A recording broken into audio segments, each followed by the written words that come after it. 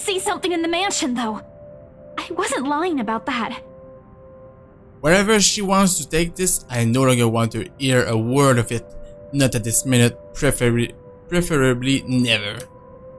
Especially when there are already a million other things buzzing and prodding inside my head.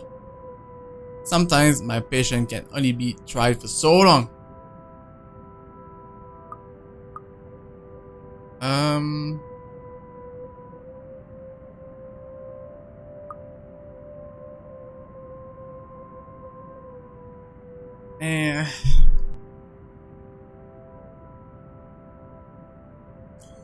But I don't want to make Isabella sad though.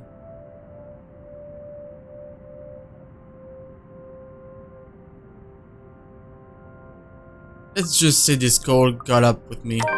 And during the open house, even if there were a lot of people around, there were weird things happening. I don't know if there was anyone else who noticed, but I heard things. You heard things during the open house? I don't remember that. I'm sure it wasn't because I fell down the stairs. Even before that, in the attic, Isabella! Yeah? A pause, though I don't let it last, only to give myself a small window to breathe, before I lay down the words between us with as much restraint my patience allow. Which is not much after everything. I can only hope Isabella will simply take them as they are. She can be stubborn as a mule when she wants to be. This kind of conversation tonight. Look, it's been a long day. I think this cold also caught up with me, and I'm really exhausted. Can we talk about this some other time? She blinks, and although disappointment flashes momentarily in her face, she gives me a curt nod. A relief enough for me, perhaps the first time I genuinely feel it today. As unpleasant as this day has been, seeing something go the way I've anticipated takes the edge out of it. Even if lying through my teeth has to go with it. Oh, alright. You should have just said so. I told you should have taken a full week off. Were you able to get the meds I brought you, though? Do you need anything? I could drop by the pharmacy for you. Yeah, no need to fuss. A good night's sleep is all I need. I've been busy the whole day. I guess I should have listened to you and taken it easy. But we have exams to prepare for. It's one or the other, you know? You know? I knew it! Here I thought you were just upset about something. Even Ash looked a little bit worried about you. It's fine. Let's just head home, okay? Rebecca does look different from when we started with her. She's really mad for some reason. I'll make it up to you next time. Call me out to lunch or wherever. Just not right now. And I must say, it kind of started when she saw Luke's dark blur around him. Since then, she's been like different. Okay, but should you be driving? If you want, I can call a taxi for us. You'll hate paying the extra fees, but you'll be able to get some rest on the way home. No, don't call a cab. I can manage driving at least. Can you though? Just get in the car so we can be on our way. I'm already opening the door and climbing into the seat before she can protest. Left with no other choice, she follows inside shortly, albeit with a bit of reluctance. The guilt from this will eat at me a little, but for now, these little falsehoods are mine to bear and hide under. For now, this is the better choice. Better than pretending she does not exist or giving her vague answers. Certainly better than harsh words and outright lashing out at her. I can find a little comfort in that. Thankfully, if there's anything left to be spoken between us, we won't have to discuss it on the way home. Or rather, we can't. Because no sooner than we hit the road, Isabella's doze off. Despite my foul mood, I still end up suppressing a laugh at once the first sound of her breathing filled the car. Mama?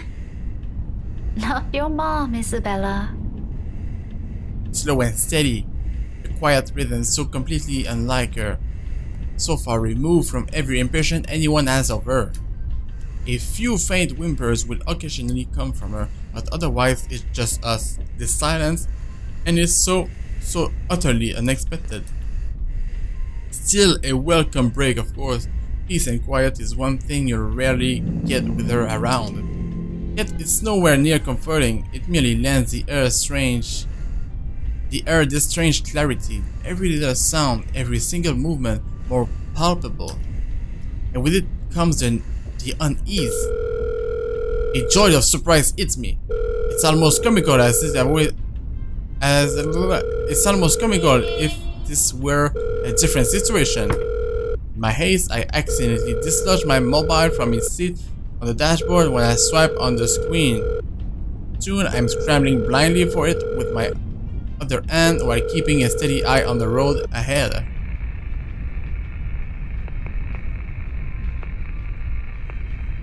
A voice crackles from the loudspeakers before I can put it back. Although muffled heavily by the surface, I recognize the person on the other line from her chipper tone alone. Hello? Miss Cooper? Oh, you're still awake. Evening. Why are you calling that late? I hope I didn't disturb you or anything. I know it's a bit late. Sorry about that. I just want to check on you and Isabella. Were you able to meet up with her? Yes. She's with me. We're on our way home. Hello? What was that again? I can't hear you properly. Oh shit, we have a bad connection, alright. Sorry. Let me just fix this dumb phone.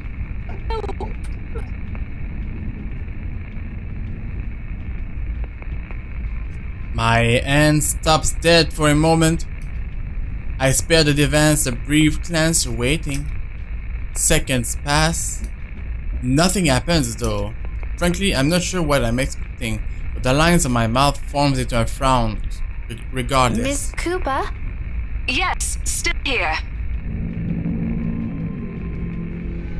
She's cutting. Did you say something? Just that I didn't get the last part. What were you saying again? No, I thought you... Never mind. Must be the signal acting up. Help me? Come again? What? Is everything all right over there? Certainly. Is something wrong? What wouldn't? That voice sounded different though. Okay, you seem to be busy. If this is a good time, I can just call you back some other... What? I can't hear you!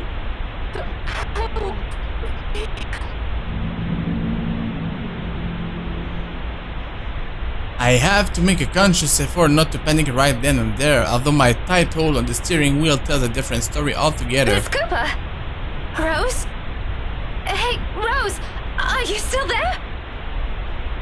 Only a burst of static answers me and...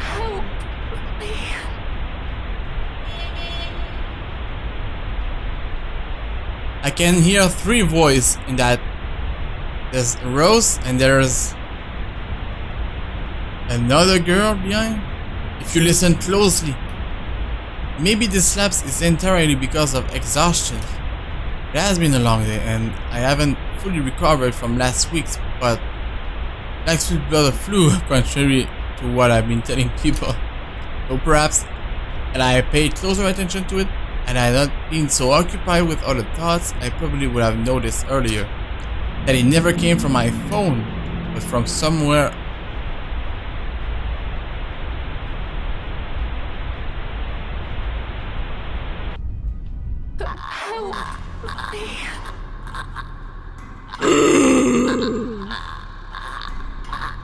Time slows to a crawl.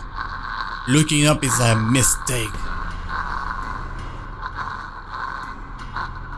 The The first thing I see is its face, a ghastly shade, every inch battered, bruised, and bloodied. Even in the darkness of the world passing by in a blur of light outside, I can still make out the wounds. Blood still oozes from it, little traces of crimson running down its face, glistening under what little light there is. But it is the gleam in its eye that catches mine. The quiet plea, the anguish and the desperation in them, more than its hideous features and the awful stench of gore now soaking in the air. And try as I might, I can't bring myself to look away, even as its lips contort into a horrified smile. Even as a sharp, harsh noise pierces the air and the silence around us. Rebecca! Huh? Car! Eyes on the road! Against everything I've been taught, I've constantly reminded myself I close my eyes. What?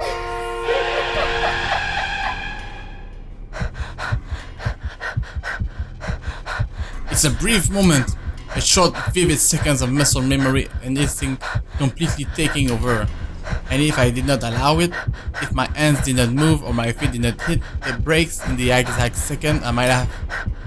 Isabella and I might have. No, I shake the notion away before I lose myself in it. Right now, it's an oddly line of thought I refuse to venture into, not when breathing is a struggle and every ounce of strength has been totally drained from my body. Most definitely not while Isabella's panicked voice beside me still rings in my ears. We're alive. We're safe. That's all that matters.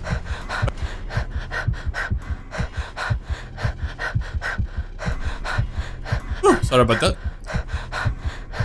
But it's not her face that I look for when I finally open my eyes. All gone. I expected stains, little telling marks and creases on the covers to show me whether it sat not seconds ago. But whatever it is, it left not a single trace. And though courage is a hard thing to gather at this point, I take what little of it remains in me and turn towards the back seat. Even then, there's none. Was there really something in there in the first place? With how empty it is, I'm beginning to doubt it. The stupid flu again. I need a long rest after this. My hands fall uselessly to my sides, numb from how taut my grip on the wheel has gone, yet still trembling from the unexpected rush of adrenaline. Against my fear, against my ears, my heart still pounds an erratic rhythm and my breathing has not slowed down. But the world has already righted itself without waiting for me, and little by little, second after second, as I sit here motionless, color begins to seep back around me. Along with it are the sounds and the voice, no longer the indistinct ringing it was earlier. Becca, are you okay? Answer me, will you? You're scaring me. You know what? I think we should just call a taxi since... Can you keep it down? Strained, harsh, and completely unintentional. But with heat prickling at the back of my eyes and the mind throbbing at my temple, I could honestly do with a little silence now. Keep it down? We almost crashed, Becca. I know what happened. It was a lapse. I'm sorry. A lapse? You call that a lapse? Becca, I really don't want to end up a mangled mess on the side of the road, or a mangled mess anywhere. All I'm asking, if the time ever comes, which I hope isn't right now, is a peaceful death. Give that one to me at least. Not that I'm asking for it, but please. Isabella. Belle, you're overreacting. You kinda almost crashed. If you're so worried, why don't you drive? Don't have a license. I keep telling you to get one, didn't I? For the past 5 years. Do you see why now?